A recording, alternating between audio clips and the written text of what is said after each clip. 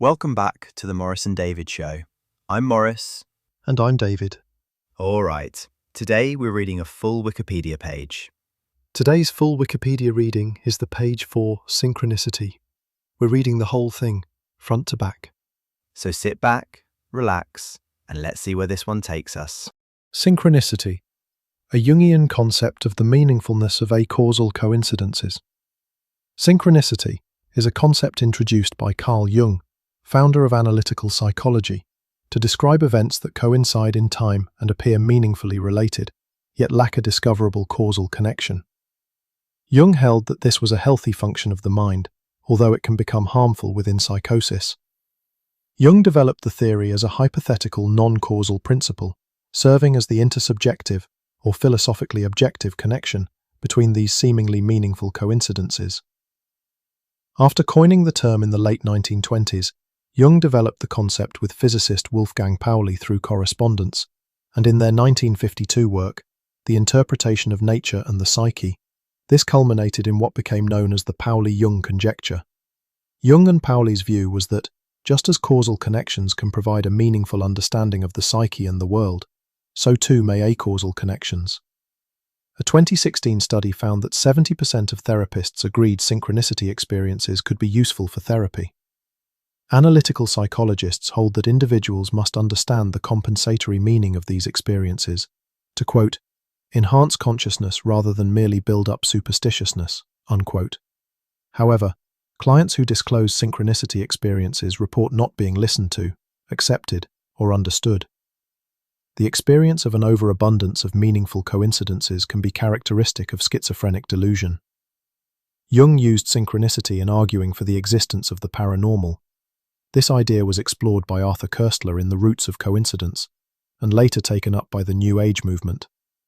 Unlike magical thinking, which believes causally unrelated events to have paranormal causal connection, synchronicity supposes that events may be causally unrelated, yet have an unknown non-causal connection. The objection from a scientific standpoint is that this is neither testable nor falsifiable, and therefore does not fall within empirical study. Scientific skepticism regards it as pseudoscience.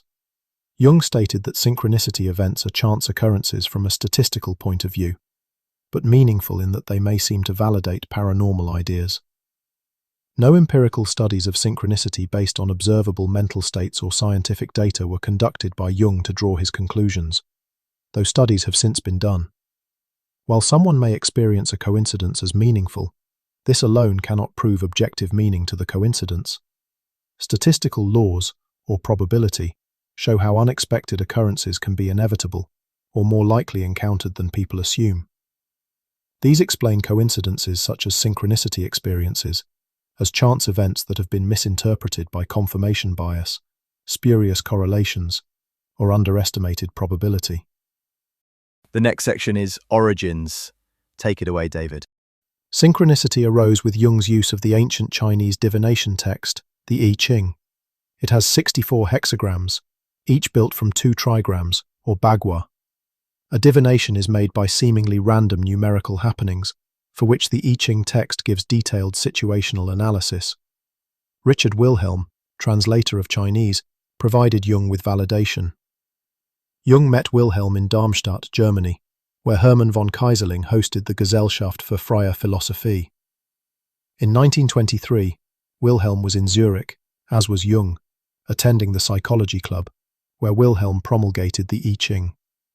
Finally, I Ching was published with Wilhelm's commentary. Jung wrote, quote, I instantly obtained the book and found to my gratification that Wilhelm took much the same view of the meaningful connections as I had, but he knew the entire literature and could therefore fill in the gaps which had been outside my competence, unquote. That's from Aniela Jaffe's Memories, Dreams, Reflections of C.G. Jung, 1962, page 374. Jung coined the term synchronicity as part of a lecture in May 1930, or as early as 1928, at first for use in discussing Chinese religious and philosophical concepts. His first public articulation of the term came in 1930, at the memorial address for Richard Wilhelm, where Jung stated, quote, the science of the I Ching is based not on the causality principle, but on one which, hitherto unnamed because not familiar to us, I have tentatively called the synchronistic principle." Unquote. The I Ching is one of the 5 classics of Confucianism. By selecting a passage according to the traditional chance operations, such as tossing coins and counting out yarrow stalks, the text is supposed to give insights into a person's inner states. Jung characterized this as the belief in synchronicity, and himself believed the text to give apt readings in his own experiences. He would later also recommend this practice to certain of his patients. Jung argued that synchronicity could be found diffused throughout Chinese philosophy more broadly, and in various Taoist concepts. Jung also drew heavily from German philosophers, Gottfried Leibniz, whose own exposure to I Ching divination in the 17th century was the primary precursor to the theory of synchronicity in the West. Arthur Schopenhauer, whom Jung placed alongside Leibniz as the 2 philosophers most influential to his formulation of the concept, and Johannes Kepler. He points to Schopenhauer, especially, as providing an early conception of synchronicity in the quote, "All the events in a man's life would accordingly stand in 2 fundamentally different kinds of connection. Firstly, in the objective, causal connection of the natural process. Secondly, in a subjective connection which exists only in relation to the individual who experiences it, and which is thus as subjective as his own dreams." Unquote. Arthur Schopenhauer, Transcendent Speculation on the Apparent Deliberateness in the Fate of the Individual. Pererga and Paralipomena, 1851. As with Paul Camera's theory of seriality, developed in the late 1910s, Jung looked to hidden structures of nature for an explanation of coincidences.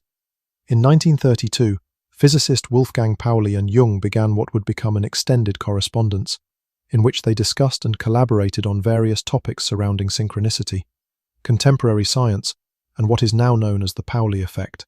Jung also built heavily upon the idea of numinosity, a concept originating in the work of German religious scholar Rudolf Otto, which describes the feeling of gravitas found in religious experiences, and which perhaps brought the greatest criticism upon Jung's theory. Jung also drew from parapsychologist J.B. Rhine, whose work in the 1930s, at the time, appeared to validate certain claims about extrasensory perception. It was not until a 1951 Iranos conference lecture, after having gradually developed the concept for over 2 decades, that Jung gave his first major outline of synchronicity. The following year, Jung and Pauli published their 1952 work, The Interpretation of Nature and the Psyche, German, Naturerklärung und Psyche, which contained Jung's central monograph on the subject, Synchronicity, an acausal connecting principle. Other notable influences and precursors to synchronicity can be found in the theological concept of correspondences, sympathetic magic, astrology, and alchemy. Pauli-Jung conjecture is the next section. The Pauli-Jung conjecture is a collaboration in meta-theory between physicist Wolfgang Pauli and analytical psychologist Carl Jung, centered on the concept of synchronicity. It was mainly developed between 1946 and 1954, 4 years before Pauli's death, and speculates on a double-aspect perspective within the disciplines of both collaborators. Pauli additionally drew on various elements of quantum theory, such as complementarity, non-locality, and the observer effect, in his contributions to the project. Jung and Pauli thereby, quote, offered the radical idea that the currency of these correlations is not quantitative statistics, as in quantum physics, but qualitative meaning, unquote. Contemporary physicist T. Filk writes, quote, quantum entanglement, being a particular type of acausal quantum correlations, was plausibly taken by Pauli as a model for the relationship between mind and matter, in the framework he proposed together with Jung, unquote. Specifically, quantum entanglement may be the physical phenomenon which most closely represents the concept of synchronicity. And now for the section, Analytical Psychology. Analytical psychology considers modern modes of thought to rest upon the pre-modern and primordial structures of the psyche. Causal connections thus form the basis of modern worldviews, and connections which lack causal reasoning are seen as chance. This chance-based interpretation, however, is incongruent with the primordial mind, which instead interprets this category as intention. The primordial framework, in fact, places emphasis on these connections, just as the modern framework emphasizes causal ones. In this regard, causality, like synchronicity, is a human interpretation imposed onto external phenomena. Primordial modes of thought are, according to Jung, necessary constituents of the modern psyche that inevitably protrude into modern life, providing the basis for meaningful interpretation of the world by way of meaning-based connections. Just as the principles of psychological causality provide meaningful understanding of causal connections, so too, the principle of synchronicity attempts to provide meaningful understanding of acausal connections. Jung placed synchronicity as one of three main conceptual elements in understanding the psyche. Number 1.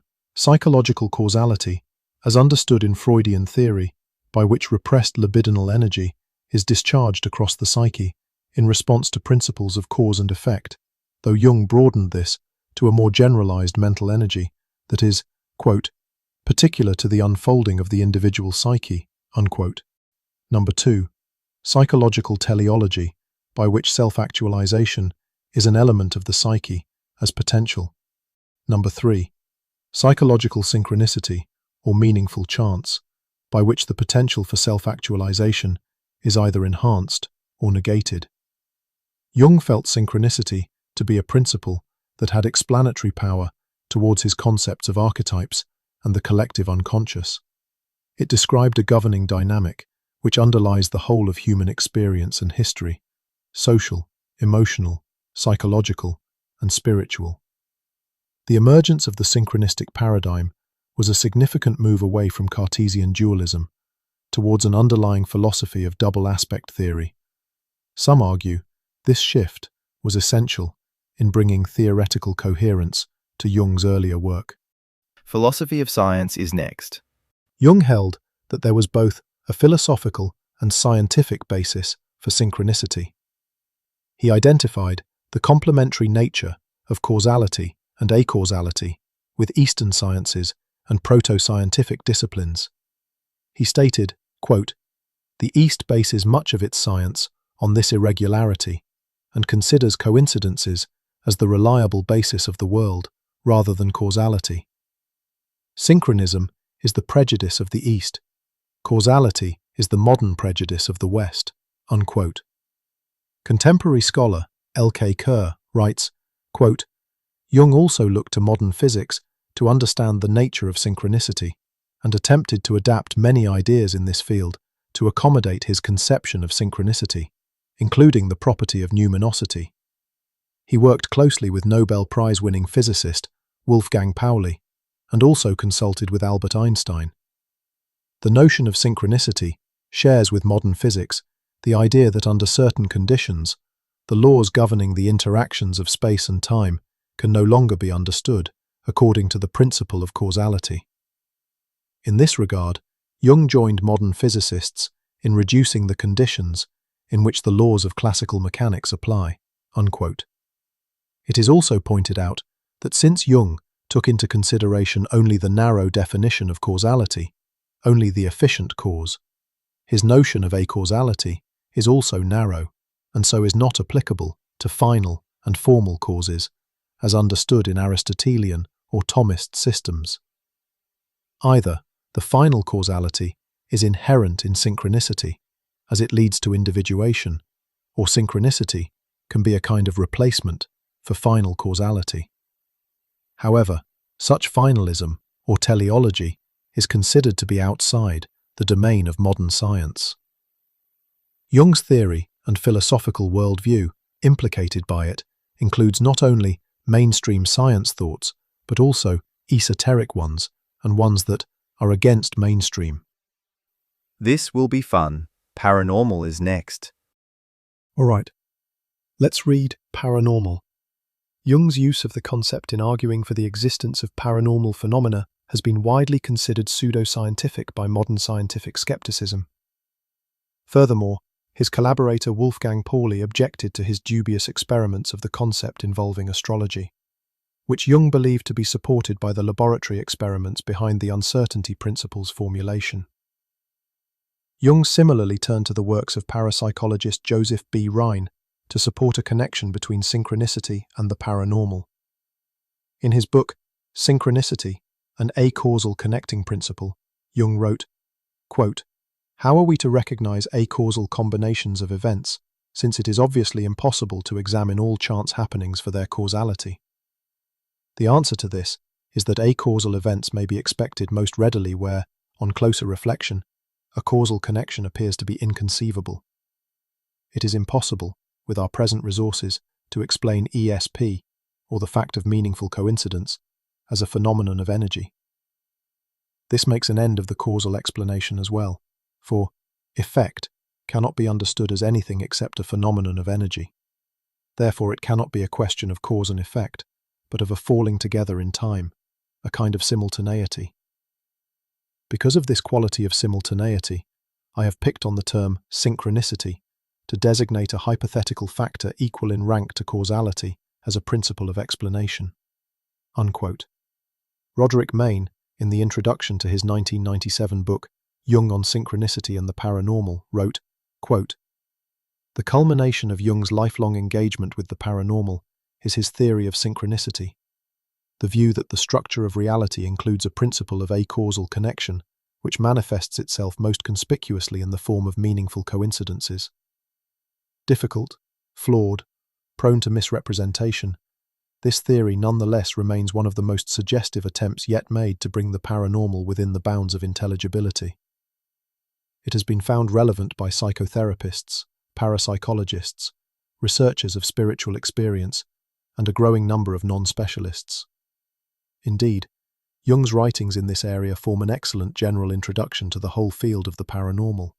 Unquote. All right, that is all. Now for the section, Studies. All right, studies. A 1989 overview of research areas and methodology in the study of coincidence, published by the Journal of the American Statistical Association, addresses various potentials in researching synchronicity experiences. A 2009 paper found that, clinically, synchronicity experiences seem to cluster around periods of emotional intensity or major life transitions, such as births, deaths, and marriage. A 2016 study found that clients who have disclosed synchronicity experiences in clinical setting often report not being listened to, accepted, or understood. The study also found that for therapists, these experiences often come as a shock and a challenge to their own worldviews, prompting researchers to specify a need to provide accurate and reliable information about synchronicity experiences for mental health professionals. Another 2016 study of 226 therapists found that 44% reported synchronicity experiences in the therapeutic setting, and 67% felt that synchronicity experiences could be useful for therapy. The study also points out ways of explanations of synchronicity. For example, psychologists were significantly more likely than both counselors and psychotherapists to agree that chance coincidence was an explanation for synchronicity, whereas counselors and psychotherapists were significantly more likely than psychologists to agree that a need for unconscious material to be expressed could be an explanation for synchronicity experiences in the clinical setting. A 2018 study shows that the concept of synchronicity finds clinical application in psychotherapies in form of a Jungian-specific approach to interpretation. Already the conceptual idea of synchronicity offers the therapist an additional therapeutic tool to put potentially meaningful experienced coincidences between him and the patient into a subjective narrative, which can be experienced by the patient as meaningful. If a synchronistic moment is sensitively recognized, thematized, and interpreted as such, it can have positive consequences for the therapeutic relationship and therapy. Now for scientific reception. Since their inception, Jung's theories of synchronicity have been highly controversial and have never had widespread scientific approval. Scientific skepticism regards them as pseudoscience. Likewise, mainstream science does not support paranormal explanations of coincidences. Despite this, synchronicity experiences and the synchronicity principle continue to be studied within philosophy, cognitive science, and analytical psychology. Synchronicity is widely challenged by the sufficiency of probability theory in explaining the occurrence of coincidences. The relationship between synchronicity experiences and cognitive biases, and doubts about the theory's psychiatric or scientific usefulness. Psychologist Fritz Levy, a contemporary of Jung, criticized the theory in his 1952 review, published in the periodical Neue Schweizer Rundschau, or New Swiss Observations. Levy saw Jung's theory as vague in determinability of synchronistic events, saying that Jung never specifically explained his rejection of quote-unquote magic causality, to which such an acausal principle as synchronicity would be related. He also questioned the theory's usefulness. In a 1981 paper, parapsychologist Charles Tart writes, quote, "A danger inherent in the concept of synchronicity. This danger is the temptation to mental laziness. If, in working with paranormal phenomena, I cannot get my experiments to replicate and cannot find any patterns in the results, then, as attached as I am to the idea of causality, it would be very tempting to say, well, it's synchronistic, it's forever beyond my understanding, and so, prematurely, give up trying to find a causal explanation. Sloppy use of the concept of synchronicity then becomes a way of being intellectually lazy and dodging our responsibilities." Unquote. Robert Todd Carroll, author of The Skeptic's Dictionary in 2003, argues that synchronicity experiences are better explained as apophenia, the tendency for humans to find significance or meaning where none exists. He states that over a person's lifetime, one can be expected to encounter several seemingly unpredictable coincidences, and that there is no need for Jung's metaphysical explanation of these occurrences.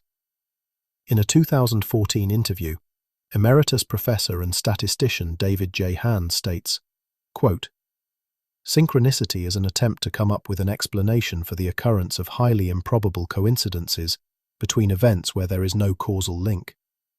It's based on the premise that existing physics and mathematics cannot explain such things. This is wrong, however. Standard science can explain them.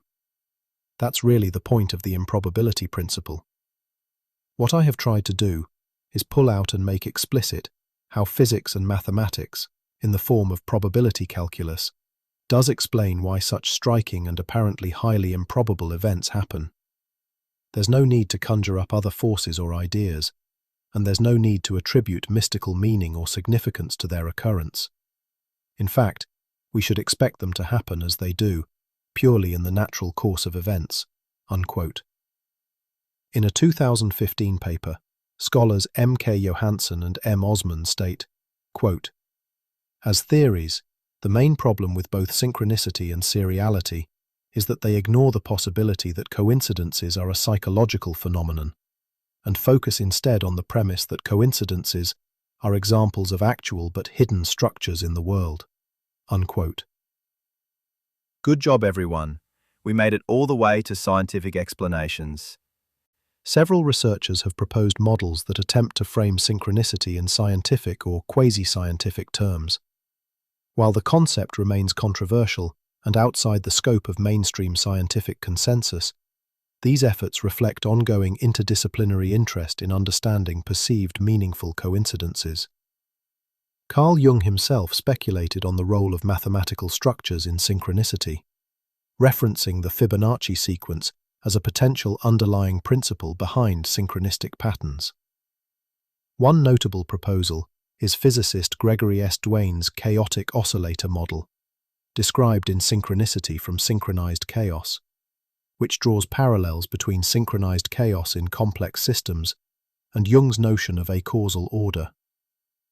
Duane suggests that apparent coincidences may arise naturally in systems exhibiting chaotic synchronization, potentially offering a physical analogy to synchronicity. The Pauli-Jung conjecture, developed through correspondence between Jung and Nobel Prize-winning physicist Wolfgang Pauli, has also drawn interest from scholars Atmanspacher and Fuchs in 2014, discuss how concepts like quantum entanglement and non-locality might serve as metaphors, though not literal explanations for synchronicity. From a cognitive science perspective, Johansson and Osman in 2015 have argued that perceived coincidences can be understood through rational cognition models, heuristics, and confirmation bias. Their work suggests that synchronicity experiences may be psychologically explainable rather than acausal in nature. Although these approaches vary in discipline and methodology, they share a common interest in identifying potential frameworks, be they physical, cognitive, or symbolic, that might help contextualize synchronicity experiences.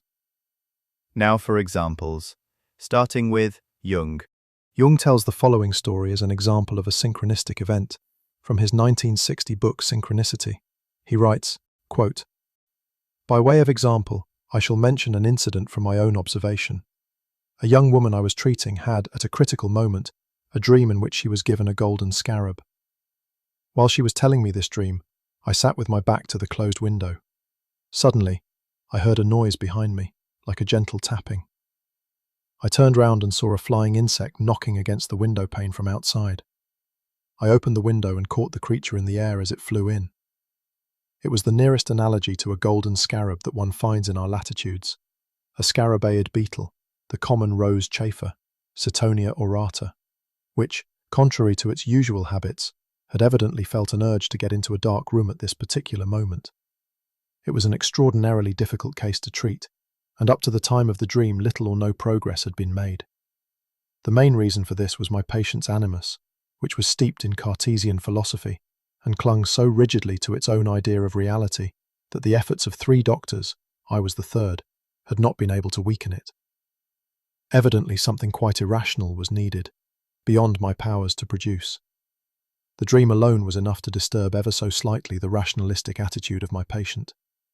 But when the scarab came flying in through the window in actual fact, her natural being could burst through the armour of her animus possession, and the process of transformation could at last begin to move."